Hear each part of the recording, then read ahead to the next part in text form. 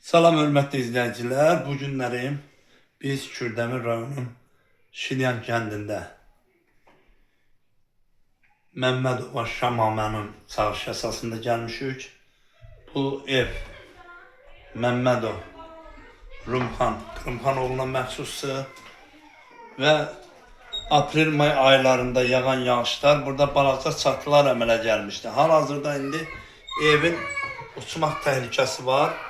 O da bizə müraciət elədi. Biz də bu müraciət əsasında çəkirik. Yəni çəkirik və müəyyən qurumlardan xahiş edirik ki, yəni bu işə biganə qalmasınlar. Çünki bunlar 7 nəfər ailədən ibarətdir. Yəni kasıb ailədirlər və xəstələri də var. Yəni ağsaqqallar xəstədir. Ertiyməyə də imkanları yoxdur. Hal-hazırda bax bu bir otaqdır. Baxın çatlara. Yəni onlar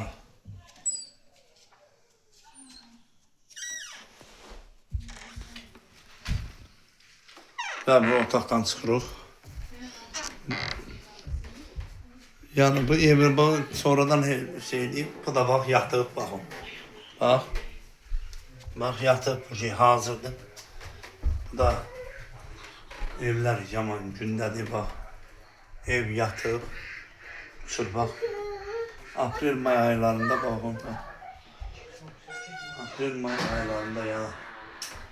Baxın buna. Bax. Əziz izləyicilər, mən çəkirəm.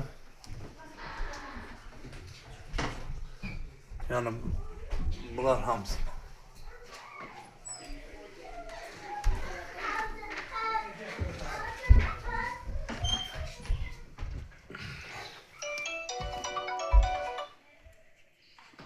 Bakın, o ev buradan da partlayıp,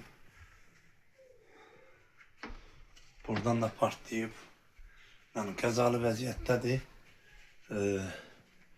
Xanımın deməsinə görə, yəni hər gün səslər eşidilir, yəni.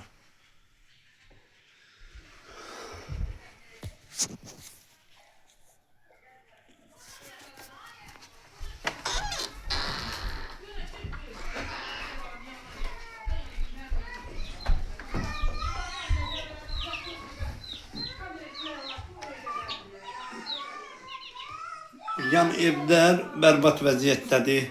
Hörmətli izləyicilər və hörmətli prezidentimiz və hörmətli nəzarətçilərimiz. Nəzarətçilərimiz vasitəsilə bu dövlət qurumlarına çatmasını xahiş edirlər və mən də bu çəkişi çəkərək, yəni hal-hazırda çəkirəm.